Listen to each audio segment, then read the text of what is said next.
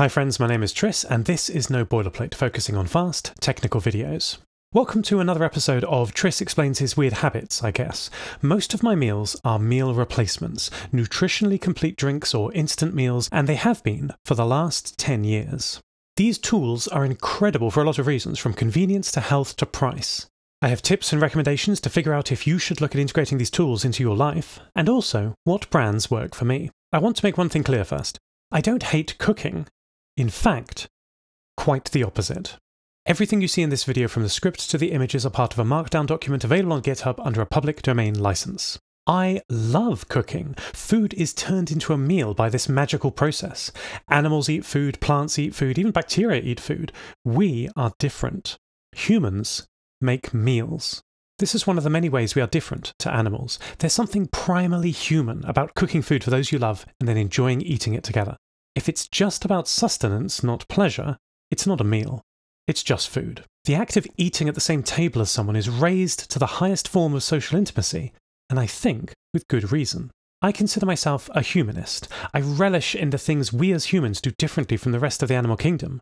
Birds sing, but humans write music. Animals leave the weak behind, but humans nurse them back to health. Horses can gallop for a while, but humans run all day and into the night. I'm very impressed by us as a species. I started running for exercise a few years ago when I read that humans are the best long-distance runners on the planet. Give us enough time, and we'll make a meal out of that fast gazelle.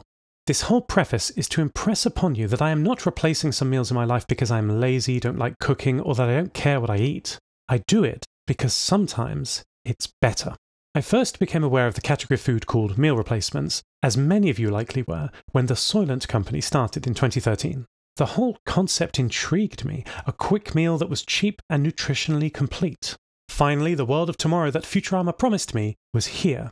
And to get the joke out of the way, no, Soylent isn't made of people, but it is made for people, unlike in the Charlton Heston movie.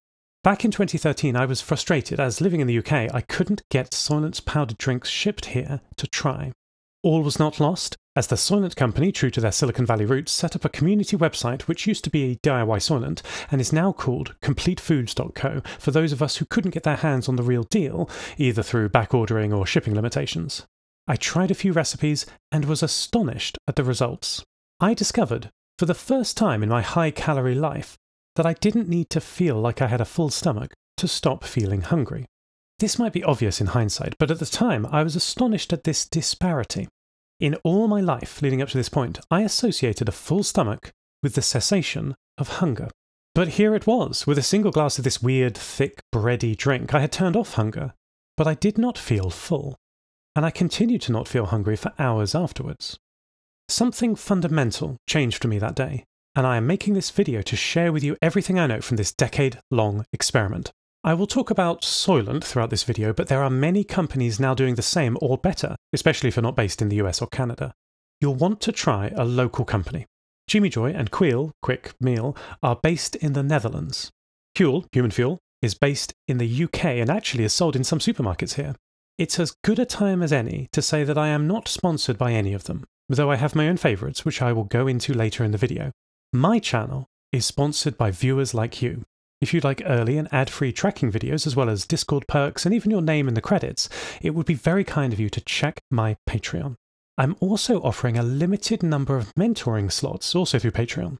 If you'd like one-to-one tuition on Rust, Python, web tech, personal organisation, or anything that I talk about in my videos, do sign up and let's chat. Thanks everyone for supporting me on this wild adventure. Let's talk about what's in Soylent, or foods that are like it. They mostly all contain the same sorts of ingredients, with a few tweaks here and there. The bulk of meal replacements, regardless of brand, are mostly some kind of high-carbohydrate flour, perhaps wheat or oat, then some high-protein flour, perhaps soya, and then some oil for fat content, and some amount of vitamins or other nutrients. Part 3. Who is this for? Here's 3 things I'd like to focus on in this section. Fast meals, cheap meals, and healthy meals. Notice how tasty does not feature here. And that's because all of these categories can be tasty, and it's a very individual preference. Personally, I love a nice pizza, though it's bad for me and expensive. I love a rainbow salad, even though it's expensive and slow to make. And as a Brit, I am legally required to love fish and chips, grease and all. Soylent, meal replacements, are the best of all three of these categories. They're not so delicious that you risk binging, and not so bad that you go out to the shops in search of something tastier. For me, it's a staple food, one I always have ready in the cupboard, like a slice of bread or pasta or a bowl of rice. They often last for a year before opening and don't require refrigeration. I'm never out of food. I'm not excited to drink it, nor do I dread it like some kind of diet food. It's a tool to press pause on hunger. But why not a sandwich? They can be fast, cheap, and fairly healthy. A great option, surely. You're not going to be eating a lovely deli sandwich or a homemade sandwich like in these photos. Deli sandwiches are expensive.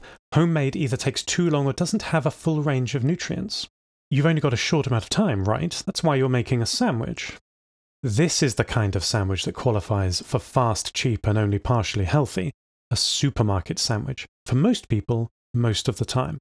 This is the kind of meal I replace. Bullshit meals that you're just eating to keep yourself going, keeping the wolf from the door. A quick meal while you are working, or looking after the kids, or on hour 12 of your gaming marathon. So with this in mind, who could find a use for Soylent? Parents, especially single parents or the primary caregiver while their partner is working. Healthy, cheap, fast food. Parents all too often give the healthiest food to their kids and then they have a quick sandwich after putting the kids to bed, or sadly, go without. I'm not saying feed your kids Soylent. I'm saying feed yourself a complete meal while continuing to do the best for them. Students, long study sessions or long gaming sessions on a budget require fast, cheap food. Students have the reputation of eating anything or nothing. Certainly my friends and I were like that. Save your money on takeaway food and spend it on better things. The last point is something I'd not considered until recently. Food production needs to change. We see troubling news all the time, and it's going to get worse before it gets better. We're running out of space for traditional farming methods. In many parts of the world, they've already run out of space due to climate change and population shifts.